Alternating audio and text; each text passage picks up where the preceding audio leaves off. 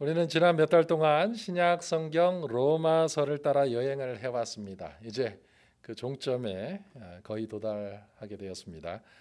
저는 오늘 아침에 이 시리즈를 끝마치는 것에 대해서 생각을 좀 해봤어요. 하지만 성경 공부를 하면서 한 책을 마치는 것 그 자체가 하나님의 말씀을 공부하는 목표가 될 수는 없겠지요. 성경 공부의 목표는 하나님께서 그 전달자들을 통하여 우리에게 하시고자 하시는 하나님의 말씀을 정확하게 또 적절하게 또 분명하게 이해하는 것입니다. 로마서의 경우에는 사도 바울을 통해서 우리에게 전달해 주시는 하나님의 말씀을 이해하는 것이죠. 그래서 다음 두 주에 걸쳐서 저는 그동안 우리가 함께 나눈 진리인 로마서 말씀의 가장 기본적인 내용을 사랑으로 빚진 진리 라는 제목으로 다시 한번 점검하고 복습하는 시간을 갖고 이 로마서 시리즈를 마치려고 합니다. 오늘은 복음의 기초 그 첫 번째 부분에 대해서 함께 나누도록 하겠습니다. 그리고 다음 주에는 그 나머지 부분에 대해서 우리 함께 살펴보도록 하죠. 우선 로마서의 배경에 대해서 되새김질을 한번 해보도록 하겠습니다. 특별히 이 시리즈의 도입부에 함께 하지 못하셨던 분들을 위해서 이 부분을 좀 더 자세히 다뤄보도록 하겠어요. 로마서가 왜 쓰여졌는가 하는 것을 이해하는 것은 로마서 흐름을 파악하는 데 큰 도움이 되리라고 생각을 합니다. 로마서는요, 사도 바울이 1세기 로마에 살고 있던 그리스도인들에게 보낸 편지입니다. 서신이라고도 하죠. 역사학자들이 그들의 연구를 통하여 우리에게 전하는 것처럼 예수 그리스도의 부활 사건은 기원 후 약 30년경을 전후로 해서 예루살렘을 중심으로 그 주변 지역에 엄청난 영향과 파장 그리고 충격을 불러일으켰습니다. 예수 그리스도의 부활에 관한 부인할 수 없는 증거들 가운데 하나가 그 당시에 예루살렘과 그 주변 지역에 살고 있던 수많은 사람들이 그분께 돌아왔고 그분을 따르고 믿게 되었다는 사실이죠. 더욱 놀라운 것은요, 적어도 부활 사건의 초기에 대부분 유대인들이 예수님을 믿고 따르게 되었다는 겁니다. 자, 이게 왜 놀라운 일이냐고요? 생각을 해보십시오. 유대의 전통적인 신앙 고백은요, 절대 유일신에 대한 고백이죠. 그들에게 천지를 지으신 하나님께서 다른 위격으로 존재하신다는 진리, 그리고 그분께서 우리를 위하여 인간으로 찾아오셨다라는 진리는 결코 유대인들이 받아들일 수도 없고 용납할 수도 없는 내용이었을 것입니다. 그럼에도 불구하고 수많은 유대인들이 예수 그리스도를 주님으로 받아들이고 그분을 섬겼다라는 이 역사적인 사실은요, 예수 그리스도의 부활이 그 당시 사람들에게 공개적으로 분명하게 증거된 역사적 사실이었다라는 증거가 될 수밖에 없는 것이죠. 주변에 있는 다른 여러 나라들이야 다양한 신관을 갖고 있었고 또 대부분의 나라들이 그 당시에 다신론에 관하여 믿거나 수용을 했었지만은 유대인들은 유일신에 관한 고백에 자신들의 목숨을 기꺼이 내놓을 수 있는 전통을 갖고 있는 아주 유일한 민족이었어요. 그런 사람들이 가장 우선적으로 내가 너희를 지은 창조주 하나님이다라고 선언한 예수님을 믿고 따랐다면은 그건 예수님께서 부활을 통하여 그분의 주장을 증명하지 않고는 결코 있을 수 없는 현상이었겠죠.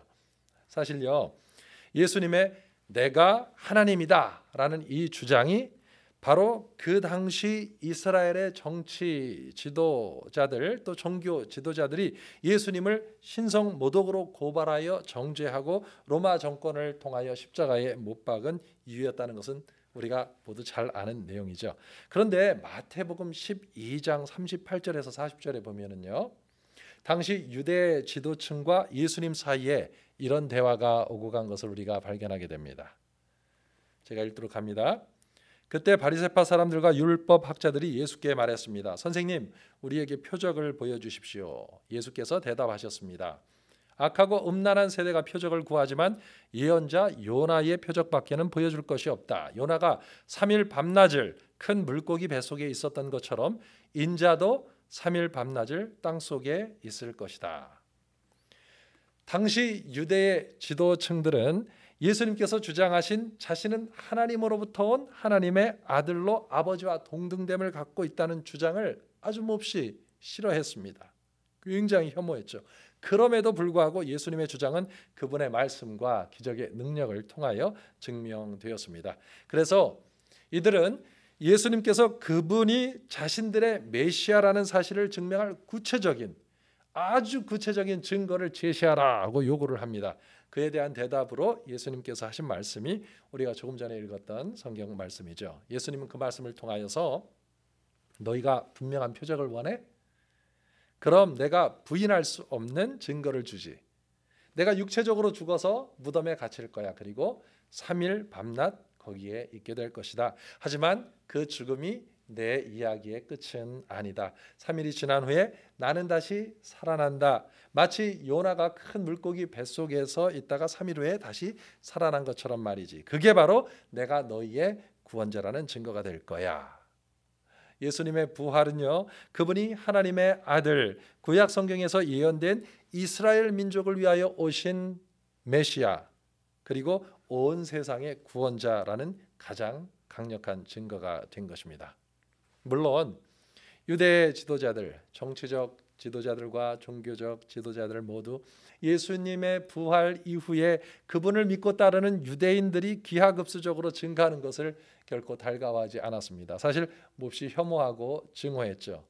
이런 유대 지도층에 있던 사람들 가운데 가장 잘 알려진 사람 가운데 하나가 바로 사울이라는 사람이었어요. 우리에게는 사도 바울로 알려져 있죠. 그가 예수님을 만나 회심하기 전에는요, 그의 이름은 사울이었습니다. 그리고 예수님을 따르는 유대인들을 극도로 혐오하던 사람이었죠. 사울은 유대의 전통에 입각한 매우 종교적이고 또 열성적인 사람이었어요. 그는 초기 기독교 신앙의 파괴에 전적으로 헌신한 사람이었습니다. 교육을 많이 받은 사람이었고요. 또 출신 가문도 좋았습니다. 물론 유대의 종교적 전통을 지키는 일에 자신의 목숨을 건 그런 사람이었죠. 그렇게 자신의 전통에 열심히 있었던 만큼 그만큼 더 예수 그리스도를 따르는 유대인들에 대한 그의 분노는 극심했습니다. 그래서 그는 초기 유대인들을 잡아들여서 감옥에 가두고요, 심지어는 그들을 처형하는 일에 온 열정을 다했던 사람입니다. 그것이 자신이 몸담고 있는 유대 종교에, 그리고 자신이 섬기는 하나님에게 충성하는 일이라고 그는 믿었기 때문이죠. 사울은 당시 시리아의 수도였던 다마스커스에 있던 유대 회당들에게 편지를 보냅니다. 그 내용은요, 자신이 곧 그 지역에 있는 예수님을 믿는 유대인들을 잡으러 갈 예정이니까 도와달라는 협조 요청 공문이었죠. 사울은 예수님을 따르는 유대인들이라면은 남녀를 불문하고 모조리 결박해서 끌고 올 계획이었거든요. 그가 이런 사명감에 불타서 다마스커스를 향하여 가던 길에 갑자기 하늘에서 빛이 내려와 그를 감쌉니다. 그는 놀라 자빠졌고요, 곧 한 음성이 자신에게 말씀하는 것을 듣게 되죠. 사울아, 사울아, 내가 어찌하여 나를 핍박하느냐? 이에 놀라서 사울이 대답하죠. 주여, 누이십니까? 그러자 그 음성이 말합니다. 나는 내가 핍박하는 예수다. 이제 일어나 도시로 들어가라. 거기서 내가 무엇을 해야 할지를 듣게 될 것이다. 사울이 그 음성을 들은 후에 자리에서 일어나 눈을 뜨려고 하지만 앞을 볼 수 없었습니다. 가까스로 주변 동료들의 도움을 받아서 다마스커스로 왔죠. 거기서 3일 동안 앞을 보지 못한 채로 지내며 아무것도 먹지 않고 마시지도 않습니다. 분명 그 3일 동안 그는 많은 생각을 했을 거예요. 그렇지 않겠습니까? 자신이 섬기는 하나님에 대해서, 또 유대의 전통에 대해서, 그리고 무엇보다도 자신이 그토록 혐오했던 예수님에 대해서 깊은 생각을 했을 것입니다. 이것이 바로 사울과 가장 처음 만나주신 예수님의 만남이었습니다. 그 후에 사도 바울은 초기 교회들에 보내는 자신의 편지를 통해서 예수님을 개인적으로 몇 차례 더욱 깊이 만나 하나님의 진리를 배운 내용을 기록했죠. 그 만남들을 통하여 그는 사도로서의 자격을 받게 됩니다. 그의 세대에 하나님의 복음을 전달할 만반의 훈련을 받게 되는 것이죠. 그래서 나중에 그는 자기의 이름을 사울에서 바울로 바꾸게 된 거거든요. 사울이라는 이름은 큰 자, 대단한 자라는 그러한 의미입니다. 자신을 그렇게 생각하고 있었죠. 그런데 예수님을 만난 후에 그가 변했던 겁니다. 그래서 오직 예수님만이 크신 분이고 자기는 작은 자, 보잘것 없는 자라는 그런 의미로 이름을 바울로 바꾸게 된 거죠. 예수님을 만난 이후에도 바울의 열정 그리고 열심은 결코 변하지 않았습니다. 그건 그의 이 본성 안에 담겨 있었던 그의 기질이었죠. 변한 것은 그의 삶의 목적이었습니다. 이제 그는 그 열심과 정열을 가지고 예수님과 그분의 부활을 증거하는 증인으로 사는 일에 자기의 삶을 투자하게 됩니다. 그리고 우선 자신의 동족인 유대인들에게 그 놀라운 소식을 전하고자 애를 썼죠. 하지만 전통적인 유대인들은 이런 바울을요, 자신들을 배반한 배신자로 여기게 됩니다. 그래서 그의 말을 듣기는커녕 오히려 그를 죽이려는 시도를 여러 번 하게 되죠. 그래서 바울은 예수님의 부활을 이제 유대인이 아닌 이방인들에게 전하게 되는 것입니다. 자, 이렇게 바울을 통하여 복음을 듣고 예수님께 돌아온 이방인들 가운데 어떤 사람들이 당시 온 세상의 수도로 여겨지던 로마로 가서 거기에서 지역 교회를 세우게 되죠. 로마 교회가 시작되게 된 것입니다. 자, 이 시점에서 좀 내용을 전환해 봐야 되겠네요. 역사적으로 보면은 그 독특한 민족적 특수성과 기질 때문에 유대인들은 어디를 가도 다른 민족들로부터 미움을 받고 고립되거나 쫓겨났던 것을 보게 됩니다. 1세기 로마에서도 그 상황은 예외가 아니었죠. 로마 사람들은 자기와 함께 로마 지역에 거하던 유대인들을 싫어했습니다. 그래서 핍박했죠. 이런 상황과 형편 속에 전통적인 유대인이냐 아니면 예수님을 믿는 유대인이냐 하는 것은 로마인들에게, 이방인들에게 별로 중요하지 않았습니다. 유대인이면 다 한통속이라고 그렇게 몰아붙였던 거죠. 로마에 있는 유대인들은요, 조롱받고 무시받았습니다. 이러한 기후 상황은 로마 안에 있던 기독교 공동체 속으로도 흘러 들어왔죠. 로마 교회, 즉 예수님을 따르는 로마에 있는 사람들이 함께 모였을 때에 이방인 그리스도인들은요, 아직도 음식 규례나 안식일 등의 민족적 전통, 민족적 종교적 전통을 고수하던 유대 그리스도인들을 무시하고 조롱했습니다. 이들은 서로 간에 비아냥거리며 다툼을 일삼았어요. 그러다 보니 그들이 함께 모였을 때 거기에는 기쁨도 없고 서로를 위한 이해라고는 찾아보기가 힘들었죠. 다른 도시에는 믿음과 열정으로 알려질지라도 사실 로마 교회는 그 도시 안에서는 충분한 빛을 발할 수가 없었습니다. 하나님의 선하심이 근처 사람들에게 증거될 수가 없었죠. 왜냐하면 내부에 있던 갈등과 문제 때문에요. 로마 교회는 이 두 그룹의 갈등과 불일치로 인해서 그 가까운 주변의 사람들에게 하나님께서 무상으로 베푸시는 구원의 아름다운 소식을 증거할 소중한 기회들을 놓치고 있었던 거예요. 이방인 신자들은 이렇게 말했습니다. 우리가 진짜 그리스도인이야. 봐, 우리는 그리스도 안에서 완전한 자유를 누리고 있잖아. 우리는 저 따위 전통이나 규정 등에 얽매일 필요가 없어. 그러자 또 유대 그리스도인들은 이렇게 말했죠.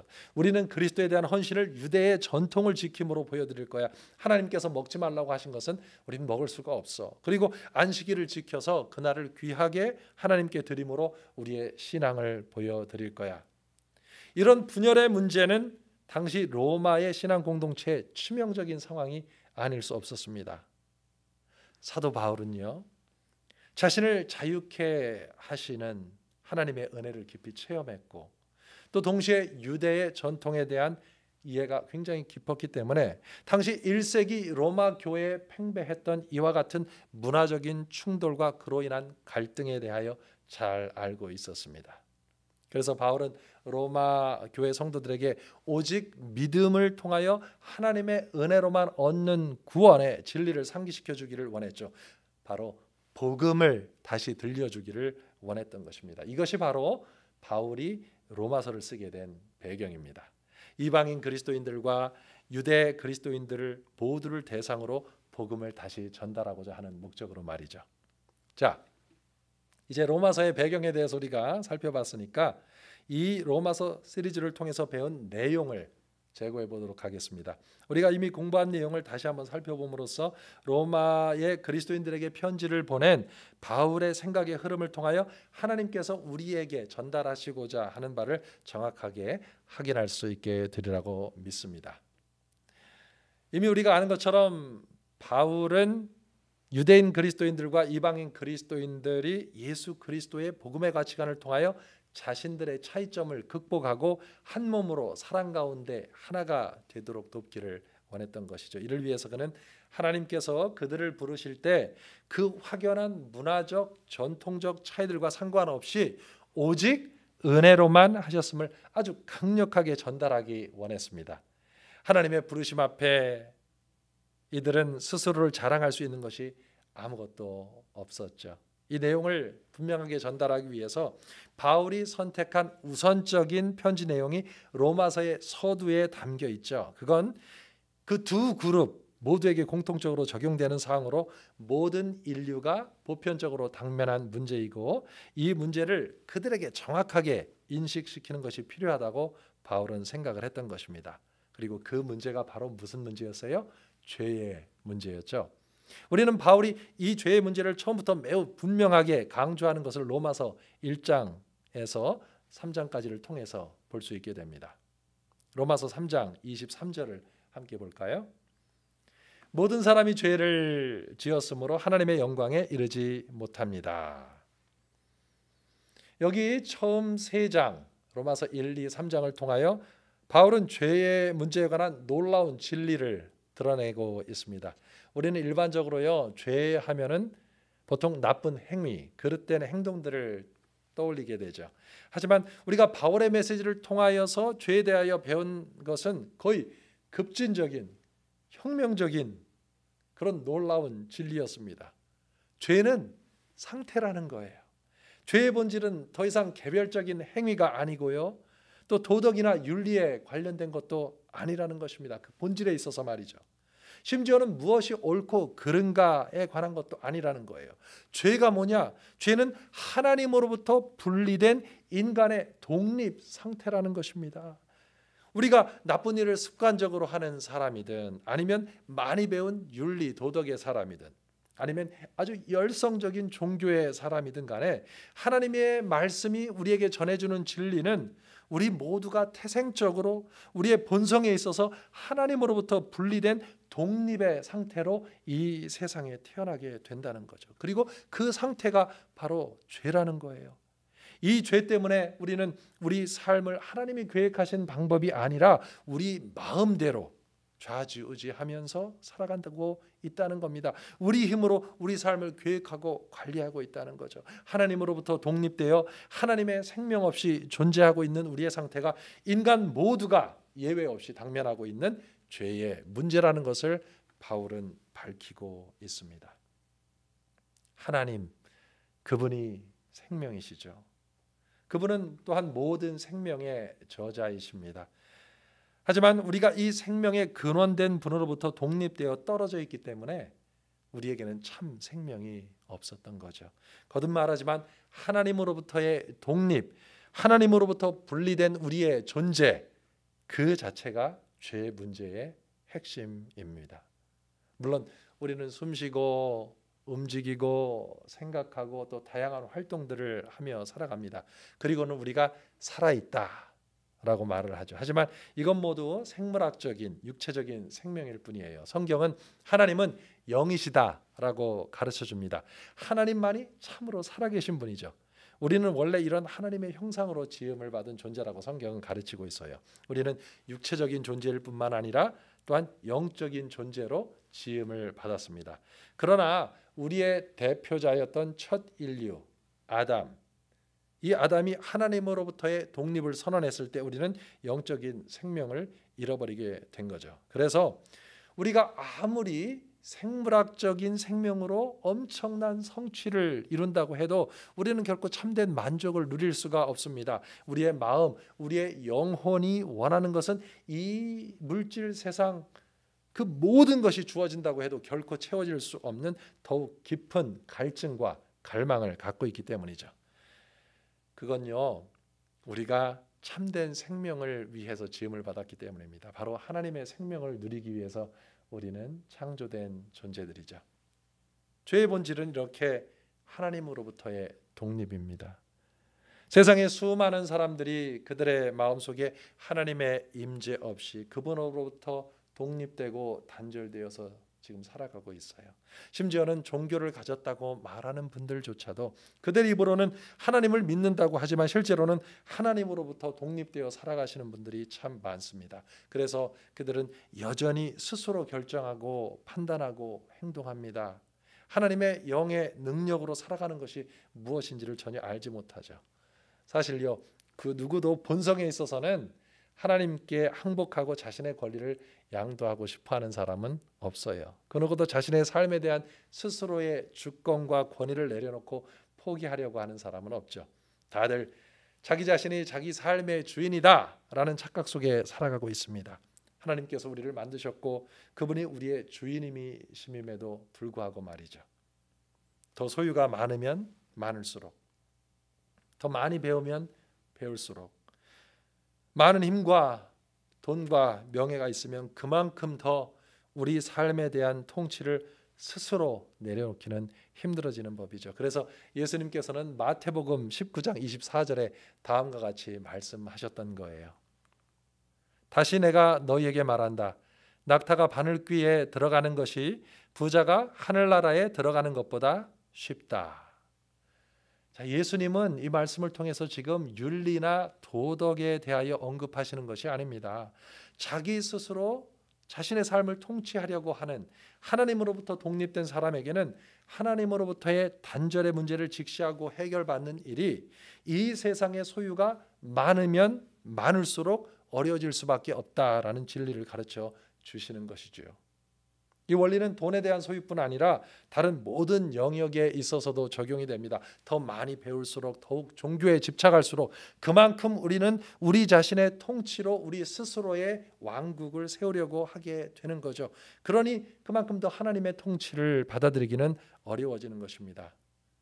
자, 이러고 보니요, 왜 예수님께서 이 땅에 오셨을 때에 유대의 정치, 종교 지도자들과 그토록 많은 충돌과 대립을 겪으셨는가를 우리는 이해하게 됩니다. 오히려 당시 손가락질을 받고 수치와 죄책감으로 살아가던 창녀나 또 세금을 걷어들이는 세리장이들과는 거의 대립이 없으셨죠. 소위 죄인들이라 불리는 이들은 자신들에게 스스로 자랑할 수 있는 것이 아무것도 없다는 사실을 잘 알고 있었습니다. 그래서 그들은 하나님의 도우심을 원했던 거죠. 하지만 유대 사회의 지도자들은 그들이 가진 힘과 명예와 부로 인해 자신들이 하나님 앞에서 뽐낼 것이 있다는 생각을 했었던 것입니다. 여러분들은 어떠세요? 하나님께서 여러분의 삶을 통치하도록 그분께 주권을 내어 드리셨습니까? 아니면 아직도 여러분의 삶을 여러분 스스로의 힘으로 이끌어 가시려고 애를 쓰고 계신가요? 우리가 하나님으로부터 분리되어 우리의 삶을 우리 스스로의 힘으로 애쓰고 관리하고 한다는 것을 알 수 있는 방법이 있을까요? 있습니다. 그럼 그게 뭘까요? 그건 바로 스트레스예요. 스트레스는 우리 삶에 우리 스스로의 문제를 우리의 어깨에 지고 가려는 우리의 몸부림의 값이죠. 기도가 없는 삶, 하나님에 대한 신뢰와 믿음이 없는 삶, 우리의 근심과 걱정을 하나님께 내어드리지 않고 내 힘으로만 해결하려고 하는 무모한 시도들, 그럴 때 우리는 스트레스에 시달리며 긴장과 불안의 삶을 살게 되는 것입니다. 지난주에 저는 하나님으로부터 독립된 삶을 많이 살았어요. 그리고 그 결과 스트레스에 시달릴 수밖에 없었습니다. 여러분이 아시는 대로 아내와 저는 최근에 다른 집으로 이사를 했죠. 장모님을 모시고 살려고 이전 집보다 조금 큰 집으로 이사를 했습니다. 저는 이것저것 고치는 걸 참 좋아해요. 새로운 집으로 이사를 했지만 집 자체는 새 집이 아니잖아요. 고칠 것이 참 많았습니다. 물론 모든 것을 다 한 번에 할 필요는 없었어요. 하지만 저는 한 번에 모든 것을 다 고치려고 시도를 했어요.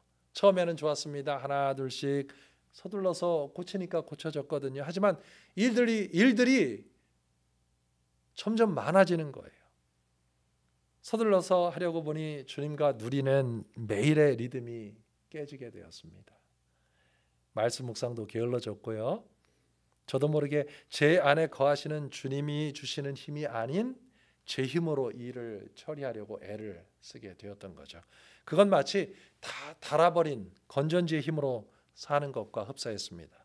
전선 코드를 아울릿에 꽂지 않고 말이죠. 우리가 하나님을 지속적으로 의지함으로써 그리고 그분의 도움을 구함으로써 마치 전원에 연결되어 있는 형태로 살아가면 삶에 필요한 능력을 잃지 않을 것입니다. 하지만 날마다 하나님과의 만남, 그것을 게을리함으로써 그저 배터리로만 산다면은 얼마 지나지 않아 완전히 방치되고는 또 방전되고 힘을 상실하게 되겠죠. 그게 바로 저에게 일어난 일이에요. 지난주 금요일이었죠. 저는 너무 많은 일들을 서둘러서 계속한다는 부담으로 인해서 완전히 지쳐버리고 말았습니다. 거기다가 나이가 들어가지고 조금씩 약해진 몸은 더욱 도움이 되지 않았겠죠? 그 상황에 영적인 적인 사단은 제 안에 거하시는 예수님의 진리인 복음에 대하여 제가 집중하지 못하도록 유혹했습니다. 그래서 순간적으로 기쁨을 잃고 만족도 없었죠. 제 마음속에 평화가 사라졌던 것입니다. 감사하게도 하나님의 은혜로 그런 상황에 대해서 곧바로 인식하고 저는 제가 제 힘으로 살고자 애를 쓰고 있었구나라는 그 사실을 깨닫게 되었습니다. 하나님은요, 저와 함께 늘 계셨죠. 그건 그분의 약속이잖아요. 하나님은 약속을 반드시 지키시는 분이십니다. 문제는요, 바로 저였어요. 그 하나님을 의지하지 않고 제 힘으로 독립되어 살아가려는 시도를 했었던 거니까요. 하지만 주님의 은혜로 그날 저녁에 우리 교회 소그룹 가족은 우리 집에서 함께 모였습니다. 그래서 사랑하는 형제 자매들과 함께 시간을 보내고 하나님의 말씀을 나누고 또 기도하고 하면서 저는 제 안에 임재하시는 하나님께 다시 초점을 맞추게 되었습니다. 그 모든 순간 물론 저를 참아주고 격려해준 아내의 도움도 있었지만 말이죠. 그래서 제 영적 생활의 리듬을 다시 회복하게 되었던 거예요. 하나님의 임재를 누리고 그분이 이끄시는 삶의 자리로 그렇게 돌아가게 된 것이죠. 제 힘으로만 살려고 애를 쓰던 그런 무모함을 버리게 된 것입니다. 자, 여러분, 하나님께서 우리의 삶을 주관하시고 또 이끄신다는 것을 실제적으로 우리가 어떻게 알 수 있겠습니까? 두 가지를 경험함으로써 알 수 있죠. 그건 바로 우리 마음속에 기쁨과 평화와 기쁨을 누릴 때입니다. 하나님께서 우리의 삶을 주관하실 때 우리는 평화와 기쁨을 경험하게 됩니다. 하지만 우리의 힘으로만 살려고 애를 쓸 때 우리는 그 스트레스를 받고 지쳐 쓰러지게 되는 것이죠.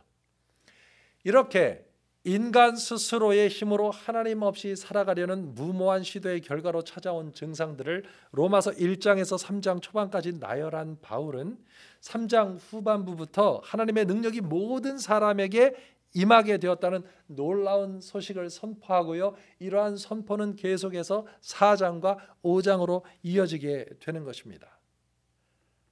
여기서 로마서 4장 4절부터 8절까지 함께 볼까요? 일하는 자에게는 품삯이 은혜로 여겨지지 않고 정당한 대가로 여겨지나 일하지 않고도 경건치 않은 사람을 의롭다고 인정하시는 분을 믿는 사람에게는 그의 믿음이 의로 여겨집니다. 행위와 상관없이 하나님께 의롭다고 인정받는 사람의 복에 대해 다윗도 이렇게 말합니다.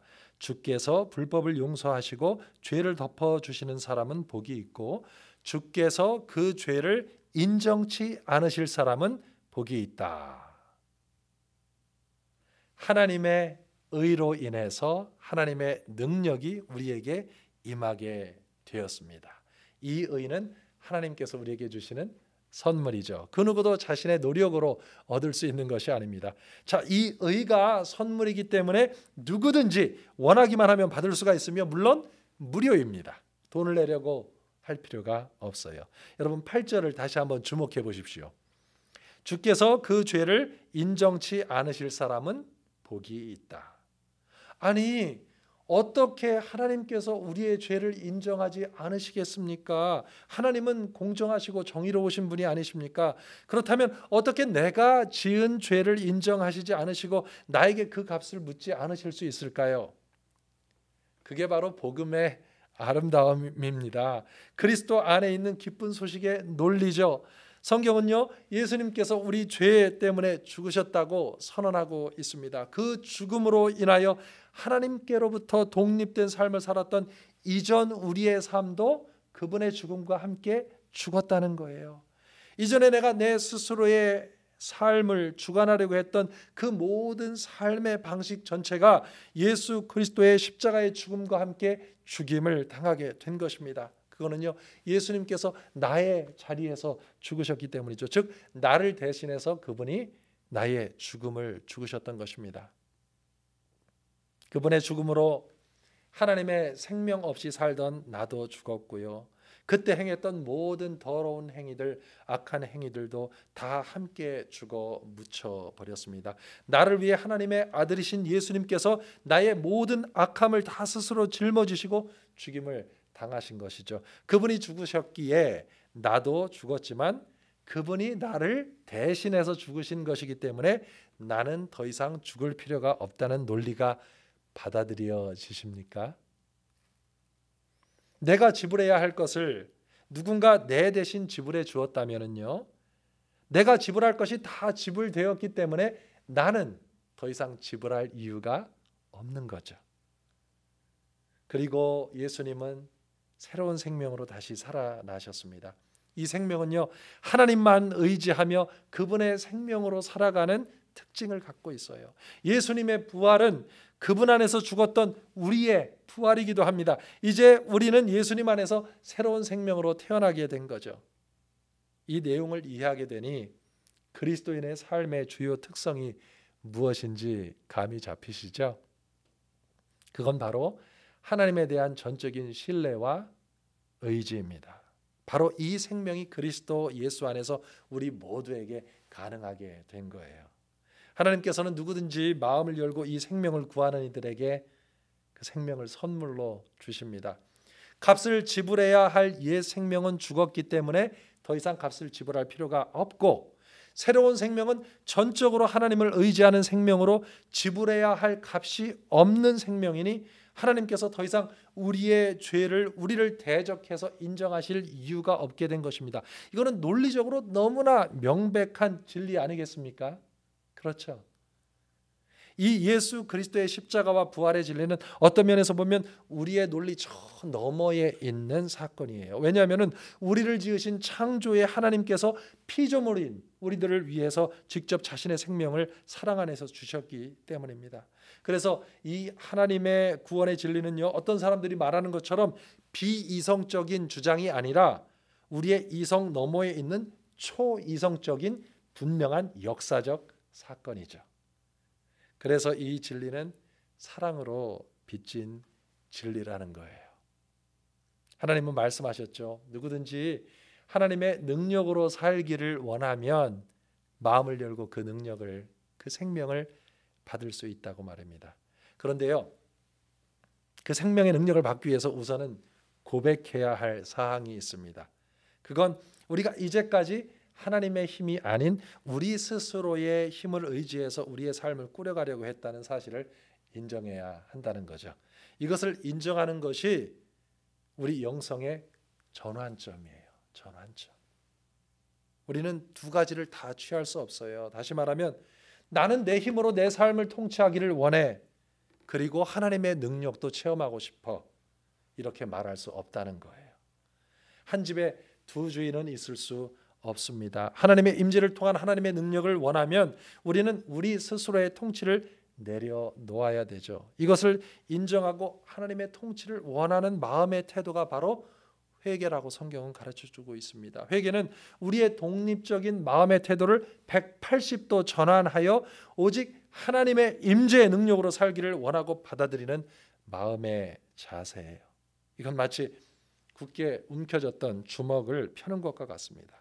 주먹을 꽉 불끈 쥔 상태로는 누군가가 우리에게 주려고 하는 것을 받을 수가 없죠. 하나님의 선물인 하나님의 생명 역시 우리 마음에 우리 스스로가 주인이 된 상태로는 받을 수가 없습니다.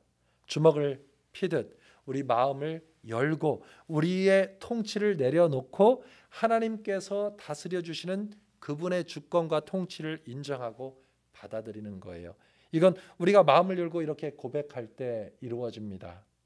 예수님, 저는 이제까지 죄 힘으로만 살아왔어요. 하지만 그런 삶은 만족이 없음을 고백합니다. 또 인정합니다. 저는 주님의 능력이 제 삶에 임하기를 원합니다. 주님께서 제 삶을 주관해 주십시오. 저를 다스리시고 이끌어 주세요. 이런 새로운 삶을 위해서 주님께서 저를 위하여 십자가를 지시고 거기서 죽으시고 또 무덤에서 다시 살아나신 역사적 사건을 믿고 주님을 제 마음에 모셔드립니다. 하나님께 마음을 열고 우리 삶의 모든 열쇠를 드리는 것, 그분이 통치하시고 다스리시도록 주권을 양도해 드리는 일, 이것이 바로 예수님을, 우리의 주님이신 그분을 우리 마음에 모셔드리는 일입니다. 잠시 눈을 감아 주시겠어요? 우리 모두 우리 삶의 영적 여정의 그 어떤 자리에 현재 있든지 간에 우리가 경험할 수 있는 최고의 거래, 그건 주님과 함께 걷는 것이고 또 그 걸음을 위해서 우리는 다음과 같이 고백하는 것입니다. 주님, 저는 주님의 의를 원합니다. 제 삶을 온전히 다스리시고 통치해 주세요. 저를 주님의 성령으로 충만하게 채워 이끌어 주시기를 구합니다. 여러분을 지으시고 또 여러분을 위하여 자신을 주신 그분께 그렇게 구하지 않으시겠습니까? 그분은 여러분을 부르셨습니다. 그리고 성령 하나님을 우리에게 충만하게 주시는 것이 아버지의 뜻입니다. 기도하겠습니다. 아버지, 그 사랑에 감사합니다. 주님의 임재에 감사드립니다. 주님의 뜻과 계획이 우리 삶에 가득 넘치고 이루어지기를 갈망합니다. 주님께서 구하는 이들에게 성령님을 주시겠다고 약속하셨고 우리 모두 주님의 약속을 믿고 구하였으니 주님께서 그 간구를 들으시고 우리를 주님의 영으로 충만하게 채워주셔서 감사합니다. 우리 안에 임하신 성령 하나님의 임재를 믿고 믿음의 걸음을 걸을 수 있도록 인도해 주세요. 예수님의 이름으로 기도합니다. 아멘.